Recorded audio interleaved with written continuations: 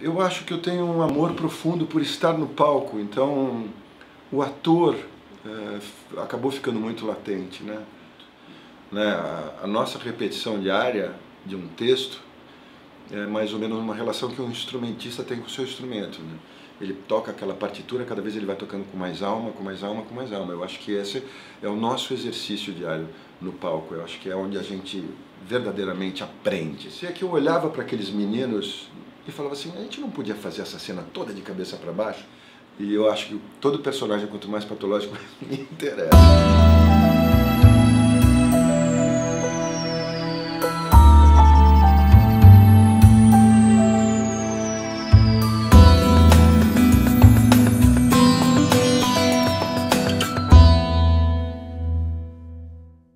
Eu acho que desde menino eu desenhei, fui estudar desenho, fui estudar pintura, de moleque já.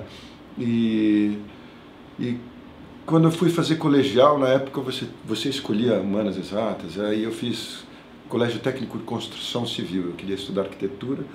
Eu acabei desistindo da arquitetura, às vezes eu até me arrependo um pouco, assim, porque eu acho a arquitetura o máximo, eu gosto demais mesmo. E fui para as artes plásticas, que foi muito legal. Assim, eu acabei não terminando o curso de artes plásticas porque no meio eu descobri o teatro e foi totalmente sem querer. Tinha um grupo na FAP, onde eu estudava, de teatro, eu me ofereci para eles para fazer uma pesquisa de cenografia, de iluminação, coisas que fossem relacionadas ao trabalho ali das artes plásticas, e ia estrear um espetáculo deles no Festival de São José do Rio Preto.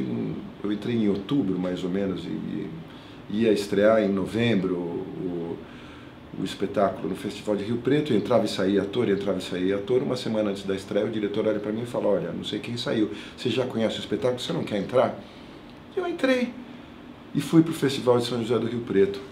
Eu achei o palco um lugar muito confortável, onde eu me encaixei muito bem. Parece que era um mecanismo que funcionava muito bem comigo ali. E o diretor olhou para mim e falou, menino, você devia estudar teatro, você é ator. Eu falei, é mesmo, cara, eu estou gostando tanto disso. Ele falou, vai estudar. Eu falei, aonde? Ele falou, na EAD. Eu nunca tinha ouvido falar da EAD. Ele falou, na EAD. Eu fui lá na USP, me inscrevi no vestibular da EAD, prestei o exame, entrei na EAD. E ao mesmo tempo eu trabalhava com desenho animado publicitário desde os 15 anos de idade. E quando eu terminei a EAD, fiquei 2 anos fazendo FAP, tranquei, depois não voltei a fazer, trabalhava o dia inteiro, sempre precisei trabalhar, não tinha essa facilidade. E quando eu terminei a EAD, eu resolvi a teatro que eu quero fazer da minha vida. Então essa questão toda estética que eu sempre tive de desenho, de pintura, de um olhar mais profundo para a estética, veio para o teatro, né? E eu acho que eu tenho um amor profundo por estar no palco, então o ator acabou ficando muito latente, né? E curiosamente foi na época em que eu estava com o Gabriel, eu tive uma companhia de teatro há muito tempo, muitos anos, a gente trabalhou muito junto. Éramos muito grudados, viajamos o mundo inteiro fazendo teatro. E quando a gente voltou e resolveu ficar no Brasil, acabou que cada um foi seguir a sua vida. E eu comecei uma carreira sozinho a partir dos anos, sei lá, 2000 mais ou menos. Foi isso mesmo. Nos anos 2000 eu resolvi seguir sozinho. E comecei a trabalhar com o Gabriel nesse período. Fiquei acho que uns 6 anos fazendo cenário, figurino, cenário, figurino, cenário, figurino. Eu falei, pô, vou desencanar de trabalhar como ator, né? Porque acho que o figurinista e o cenógrafo está ficando muito... E o Gabriel veio com um texto do Pau Veio Poesia, do Alcides Nogueira, que o Cláudio Fontana estava produzindo, e falou, você tinha que fazer esse papel. E foi o que aconteceu. Eu li, eu falei assim, eu tenho que fazer esse papel. E foi muito transformador na minha vida, né? Foi uma virada na minha carreira, quando eu fiz o Pau Veio Poesia, que é um espetáculo que eu tenho com muito carinho, um encontro com o Márcio Aurélio, um encontro com o Alcides Nogueira, uma parceria com o João Vitti. Foi um espetáculo muito profundo mesmo na minha vida, assim, e foi muito transformador. E a partir daí eu me agarrei à minha carreira de ator novamente e continuo até hoje fazendo coisas que eu amo, né? Eu adoro estar em cena, eu adoro o teatro, eu tenho um vínculo quase espiritual com o teatro. Por exemplo, eu tinha um professor de caracterização que chamava-se Venceslau Braz Valim. Foi o começo dos anos 80, o começo da AIDS, e eu lembro que a gente chegava na sala de aula e ele falava assim, vamos reproduzir os comedores de batata do Goya. Eu falava assim, nossa, daqui. E aí lá a gente montava um figurino, uma maquiagem, uma iluminação, fazia tudo, e a gente reproduzia um quadro do Goya. Na semana seguinte ele falava, vamos fazer as Demoiselles d'Avignon, do Picasso. E aí, cara, eu ia lá, eu tinha toda essa referência, eu tinha esse lugar latente ali que eu estava estudando artes plásticas, tinha a questão da pintura e do desenho, que era muito fácil. E ele olhava para mim e falava assim, cara, você conhece maquiagem, você sabe fazer isso? Eu falei, não, estou experimentando agora. E ele tinha um método muito claro de estudo da caracterização. E ele estava muito doente. Então ele começou a me convidar para dar aulas no lugar dele nas escolas de teatro, no Macunaíma, no Célia Helena, e alguns outros cursos que ele dava, e eu comecei a substituí-lo porque ele estava ficando ruim de saúde. E acabei ficando muitos anos dando aula de caracterização. A mesma coisa com figurino. Amigos que estudavam na ECA, ou os amigos que estudavam na EAD, que estavam montando algum projeto, só que eu olhava, Léo, faz o figurino para mim. E, claro, para mim era fácil. Você tinha um acervo ali na EAD, ou então você entrava numa piração e fazia alguma coisa, e acabei gostando daquilo, e aquilo surtia efeito como figurino. Tem parcerias muito grandes de figurino, né, com o Marco Lima, com o Gabriel Vilela, trabalhei com pessoas que foram muito transformadoras. Leda Senise foi uma mulher que eu conheci, que foi uma das maiores figurinistas que a gente tem, que mora fora do Brasil hoje. Trabalhei com o Felipe Crescente, que era um cenógrafo incrível. Então, assim, eu tive parcerias que foram muito importantes na minha vida nessa questão estética também, né? Não só como ator.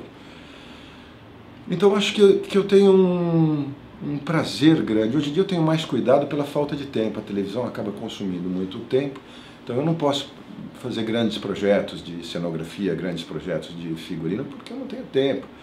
Então, às vezes eu pego um projeto pequeno, eu pego um trabalho que eu alcance fazer, né? Com cuidado, E essa é a minha relação com essas coisas.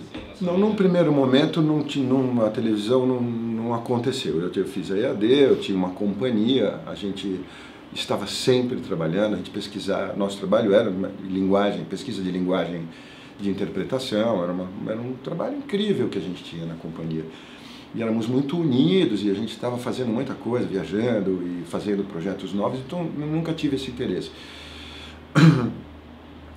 Depois de um certo período eu não queria mesmo ir para a televisão, porque eu acho que o teatro estava muito forte para mim, estava sendo muito... Estava suprindo tudo que eu estava precisando ali, né, como artista. E depois, com o passar do tempo, chega uma hora que a vida bate na porta, assim, né? É um trabalho, por que não? E foi no Povo de Poesia que o Alcides Nogueira e a Maria Adelaide viram, eu fazia o trabalho do Alcides, eles viram e escreveram um personagem numa minissérie para mim, que era Um Só Coração. Foi o primeiro trabalho grande que eu fiz na televisão. Eu tinha feito uma novela na Record, eu tinha feito os 10 últimos capítulos, e que depois eu fui para fazer a minissérie, que foi o primeiro trabalho inteiro que eu fiz na televisão. Então foi essa descoberta para mim de ir para a televisão e de ser um encontro bom. Acho que porque eu também já estava mais velho, já estava maduro, já estava seguro do meu trabalho. Então foi muito gostoso, eu não tive problema nenhum na televisão, foi muito fácil encontrar a televisão, assim, sabe? Né? E um personagem muito marcante, né? Que é icônico da televisão brasileira, né? Quando o Rubens fez, isso foi uma coisa que praticamente eternizou, né? E quando foi para refazer, eu acho curioso aqui nesse sentido que eu falo que às vezes a vida bate na porta e te acorda, né? Quando foi para fazer isso, foi a Maiara Magra que insistiu muito com o Erval, que era eu que devia fazer, curiosamente. E o encontro com o Erval foi muito incrível, assim. Foi uma pessoa que me ensinou muito da televisão, assim, ele é um general da televisão, né? Ele movimenta um exército, ele tem uma capacidade de direção, ele sabe, ele conhece aquilo profundamente, né? Então foi uma experiência muito boa para mim estar com o Erval. E refazer o Leôncio junto com o Rubens. O Rubens era o pai do Leôncio, né? Então foi uma experiência muito boa, assim. E foi um trabalho onde eu consegui me divertir muito. Fazendo um personagem tão mal, tão ruim, mas era prazeroso, sabe? Assim, acho que um personagem cínico, sedutor, e foi muito gostoso de fazer. Assim como eu acho que também, na sequência, eu fui fazer Belíssima. Acho que Semil também é um personagem que ainda hoje eu ando na rua, é curioso isso. Moçada, eu falei, Semil, eu falo, mas como é que lembra do Semil? Foi a primeira novela que eu fiz na Globo, depois da Escravizaura, foi a Belíssima. E até hoje as pessoas me chamam de Semil na rua. Foi um personagem que marcou muito também, e que eu tenho um carinho imenso por ele. Um homem muito simples, muito bom, de muito bom coração, e que sofreu uma novela inteira, né? E era um cara muito digno, eu gostava muito desse personagem. O trabalho do teatro é o trabalho onde eu aprofundo muito, né? A nossa repetição diária de um texto é mais ou menos uma relação que um instrumentista tem com o seu instrumento, né? Ele toca aquela partitura, cada vez ele vai tocando com mais alma, com mais alma, com mais alma. Eu acho que esse é o nosso exercício diário no palco. Eu acho que é onde a gente verdadeiramente aprende, né? Então, acho que sim, essas experiências com esses personagens do teatro são muito incríveis, né? Eu lembro, um dia eu estava no Rio, a Melissa olhou para mim, era aniversário da Melissa Vettori, a gente estava tomando um drink para comemorar o aniversário dela. Ela falou assim, eu estou querendo pesquisar a Camille Claudel. Eu falava assim, nossa, a gente podia se juntar e fazer Camille Rodin. E foi ali que começou o Camille Rodin. E era um personagem que esses encontros, eu digo isso que no teatro, esses encontros sempre me inquietam e me estimulam muito. Então, Rimbaud e Verlaine foi o primeiro deles que me inquietou muito, esse encontro de 2 anos que esses caras tiveram e que transformaram a poesia no Ocidente. Foi um encontro transformador no mundo, né? Depois vem Camille Rodin, um encontro de 2 escultores que transformou a escultura no mundo, né? O Piedade, que foi um encontro póstumo do Euclides, da Ana de Assis e do Dilermando, que também foi um encontro muito esclarecedor na minha cabeça, um pouco deles voltarem depois de mortos e rediscutirem a relação dos 3. Essas coisas me deixam muito inquieto, né? O próprio Para Tão Longo Amor, com a Rejane, que é um editor e uma poetisa outsider, uma relação amorosa entre um editor e uma poesia outsider, que também não foi transformador no mundo, mas é transformador nas relações, né? Foi um texto da Maria Adelaide, que é lindo, que também foi um espetáculo muito transformador, tanto para a Regiane quanto para mim. Então o teatro tem esse lugar, ele tem essa importância. Eu acho que quando a gente vê, você toca uma pessoa da plateia com uma interpretação, com um estar em cena, com algum lugar, isso já é muito transformador, né? Então acho que o teatro tem essa função. Quando a vida não é suficiente, você senta ali naquele lugar e aquilo supre um pouco o que não é suficiente na vida, que é a arte, que eu acho que é o fato da gente estar em cena, trabalhando esses personagens que a gente pode rediscutir. O Shakespeare, cada vez que você monta, é uma visão diferente. Então é nesse lugar do aprofundamento do teatro mesmo que eu acredito seja muito interessante. Curiosamente, a gente tem um histórico no nosso país que foi no circo onde começou o teatro, vamos dizer assim, porque o circo não fazia só espetáculo de circo, eles faziam apresentações de melodramas, e que esses melodramas foram muito importantes para a construção de uma interpretação e de um caráter brasileiro no teatro, né? Então isso vem do circo. A Naudícaros, especialmente, era um grupo de circo. O espetáculo que a gente fazia era um espetáculo circense. Foi uma experiência muito legal com a Naudícaros. A gente fez um espetáculo chamado Palácio Não Acorda. E eu nunca mais vou me esquecer que eu olhava para aqueles meninos e falava assim, a gente não podia fazer essa cena toda de cabeça para baixo? E eles olhavam para minha cara, claro que podemos. Instalavam lá uns aparelhos, umas cordas, não sei o que. De repente, quando eu olhava, estava todo mundo virado de cabeça para baixo. Eu falava, pô, isso é incrível, né? E essa cena, a gente não pode fazer ela inteira com fogo? Pode, tudo pegava fogo. Você falava, gente, é muito mágico o teatro, você pode tudo. Essa aqui a gente não pode pegar. A abertura do espetáculo eram bicicletas. Então a gente tinha bicicleta desse tamanho, que o Fernando Sampaio andava, até hoje ele anda numa bicicletinha desse tamanho, até aqueles monociclos gigantes, passando por todas as bicicletas de 2, 3 rodas, monociclo pequeno, grande, e ia passando aquilo e entrando. Eu falava, gente, é muito bom, como a gente pode tudo no circo, né? Aquele elástico, eu lembro que a princesa tinha que fugir, e o vilão querendo pegar a princesa, então quando ele ia agarrar ela se soltava e ela ia lá para o rudimento e se segurava com aqueles elásticos que puxam para cima e volta. Daqui a pouco ela se largava, ela vinha lá para o chão de novo, ele ia tentar pegar ela fugia. Eu falei, gente, é muito louco você poder fazer isso no teatro, né? E foi esse mesmo período aí, quando começou Cirque du Soleil, quando começou essas coisas. Então era uma descoberta muito linda o que aconteceu com a Nau de Ícaros, por exemplo, e são meus parceiros até hoje, a gente continua trabalhando junto.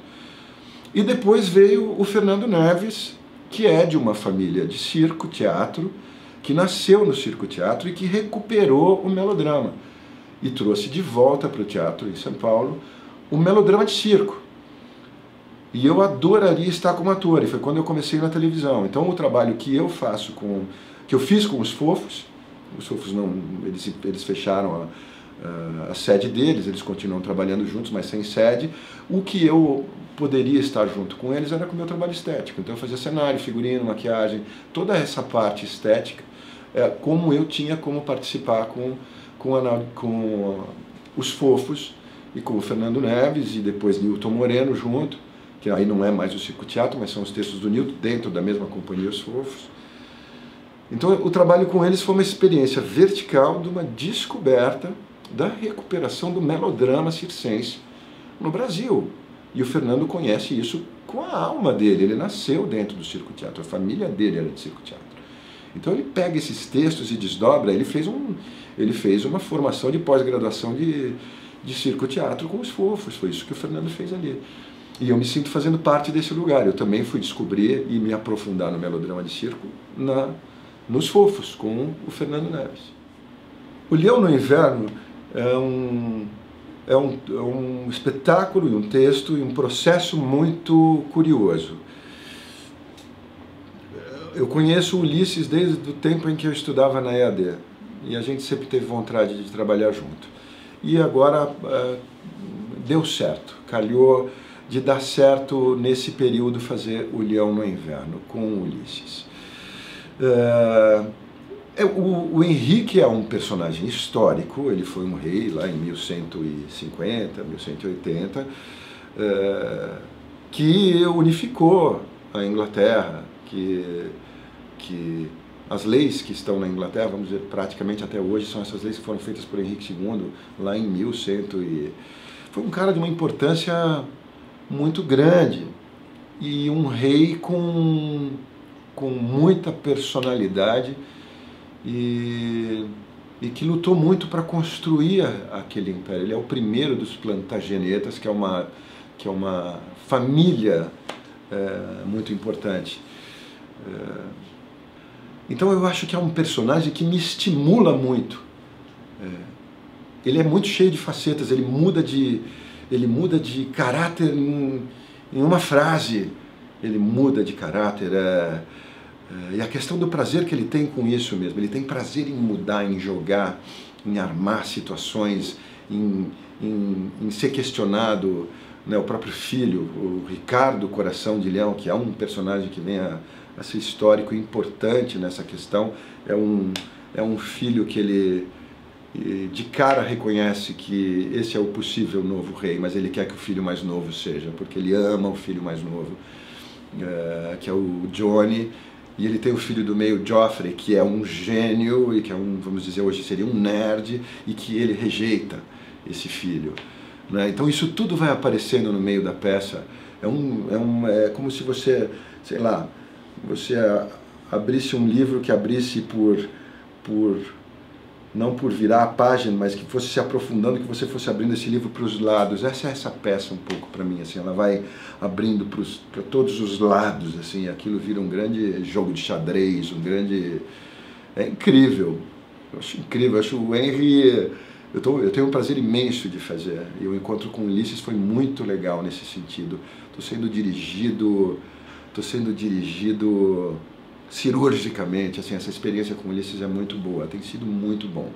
E eu acho que todo personagem, quanto mais patológico, me interessa. A questão aqui é a verticalização da linguagem do Ulisses. Então, eu sou um ator latino, sou brasileiro, sou passional, usar microfone para mim é um desafio, e o que o Ulisses está propondo é um grande desafio. Então, por exemplo, esse monólogo que ele tem quando ele percebe a traição de todos os filhos, quando ele se dá conta que o filho amado dele, que é o Johnny, está traindo ele se decepciona profundamente. E é uma grande transformação, essa é a grande transformação do Henry durante o texto do Leão do Inverno. É quando ele se decepciona com o Johnny, que é a paixão da vida dele, que é o filho que ele ama loucamente, quando ele vê que o filho está traindo aí, e esse monólogo está nesse lugar. Então, por exemplo, esse monólogo, em outro lugar eu estaria me debulhando, eu estaria aos prantos, aos berros, e aqui é cirúrgico, é vertical, então é lá para dentro onde a coisa acontece no texto. Isso é uma coisa que está me interessando muito. A força que eu não sei se isso é bom ou ruim, eu estou experimentando, e acho que é interessante ir para esse lugar, acho muito interessante como ator. Todos nós que fazemos, eu acho que assim, você para fazer teatro você tem que gostar muito. É muito difícil fazer teatro, é muito difícil produzir. Ator eu acho que são criaturas absolutamente frágeis e expostas. Para você... A gente quando está trabalhando, eu acho que a gente está se expondo de uma maneira tão profunda. Então eu acho que assim, todo ator ama muito o que faz. E ganha um dinheiro que é muito difícil você conseguir sobreviver só com o teatro. Todo ator faz 500 coisas da vida, dá aula, faz teste de comercial, é professor de escola, de dança, faz artesanato, todo mundo tem que fazer um complemento para fazer teatro, porque é muito difícil, né? Então você tem que amar profundamente o que você faz. Eu acho que nesse sentido, todos os atores se declaram amorosamente fazendo o que fazem. Eu acho que quanto mais o tempo passa, mais o ator amadurece, melhor ele fica. Então, eu não sei, eu espero que a declaração de amor que eu possa fazer teatro é o que eu estou construindo como carreira, é o que eu faço diariamente. Isso eu acho que pode ser, eu não sei se... eu acho que fazer o depois do ensaio, por exemplo, é uma maneira de falar pelo Bergman. Um cara que tem uma obra imensa, que foi tão do teatro também, o Bergman, né? Que a gente conhece o cinema muito do Bergman, mas ele foi muito do teatro, né? E depois do ensaio é uma paixão profunda, né? Que ele teve pelas mulheres, pelo teatro, pelo palco, pelo fazer teatral, pela dramaturgia. É lindo depois do ensaio, é lindo, né? Então eu acho que sim, a declaração de amor, no fundo, ela é diária, é muito apaixonado isso que a gente faz. Somos seres frágeis e que precisam ser cuidados. A gente é muito exposto, a gente é muito salsicha em cena, cara. É muito louco isso, o que a gente faz. É muito louco e é muito apaixonante. Não tenho outra possibilidade.